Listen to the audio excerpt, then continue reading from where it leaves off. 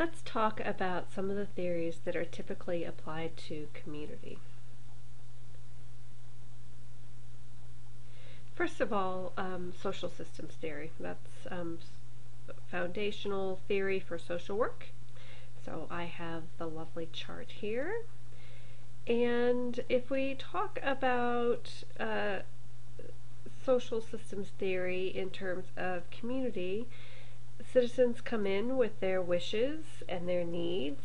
There are physical and man-made environments in a locational community, not necessarily in identificational communities.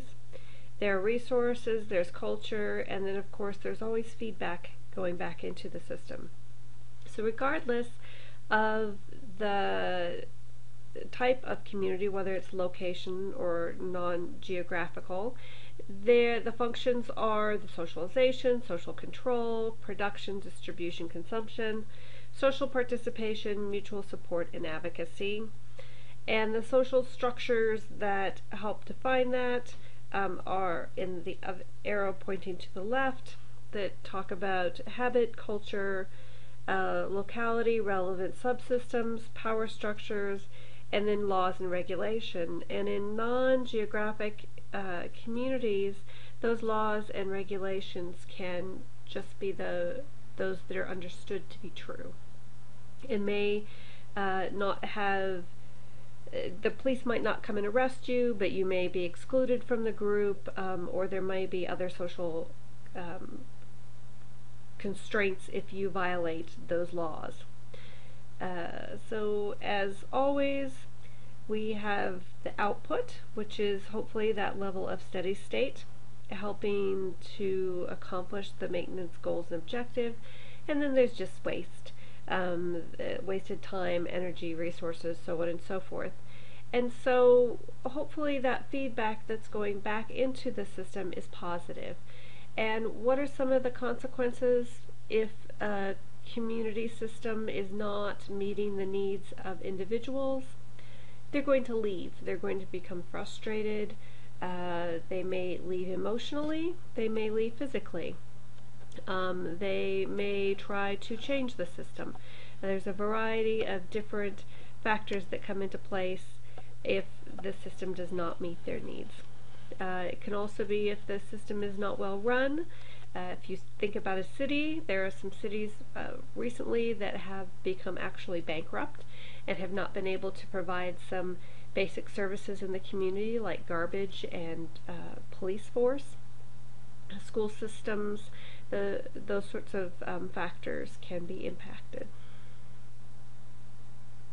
Alright, so let's talk about some other theories that can also be applied. The human ecology or ecological perspective, we talked about this in depth also prior to this. If we talk about it in terms of community, the emphasis is on the relationship between populations and their environment, especially regarding how resources are distributed. And some of the key terms in this applied to community are competition, segregation, and integration.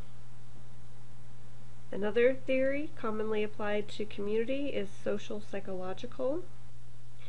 This is how community members feel about themselves and on their interactions with one another. The major concepts include the sense of we, having similar concerns, and a sense of well-being. Structural theories emphasize the different structures within the community and how various parts are organized to make up a unified whole. If we talk about some of the concepts applied to this, the political legal structure, geographical structure, and the power structure. So who has the power within the community? From a functionalist perspective, the emphasis is on the community's purpose or function and how the community works to continue that functioning. The concepts, of course, are on the functions, the manifest and latent. So what is clear and what is sort of an underhanded or a side function of action, the positive and negative aspects, social problems, and social disorganization. Conflict theory focuses on the emphasis on how groups and communities in society are in constant conflict and in the power struggle for those scarce resources. The concepts include conflict, power, minority, change, class conflict, and interest group conflict. Symbolic interaction emphasizes the personal interactions and how communities and society in general are based on people's interpretations of these interactions. And the concepts include roles. What is your role?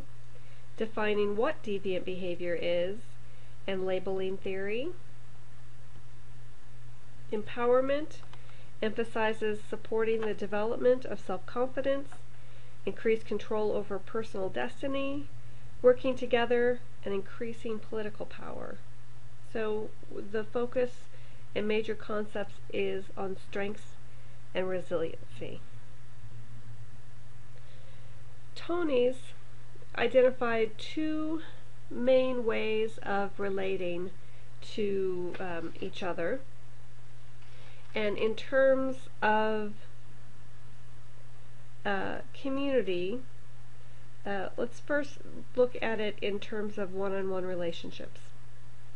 So the Gemeinschaft it characterizes personal relationships that are entered into and enjoyed for their own sake. Okay?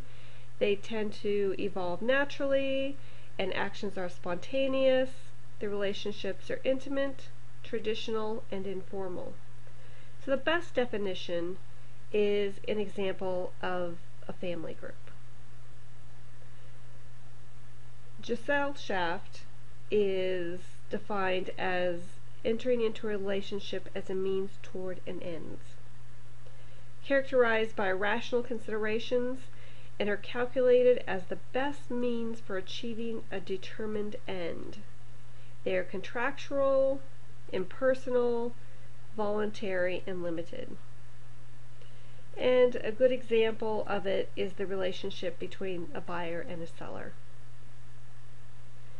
So if we're talking about it in terms of community, we might think about a Gemeinschaft relationship as a neighborhood community, that by means of living in that community, you develop relationships with your neighbors, you can trust one another, depend on one another, help each other out, those sorts of factors.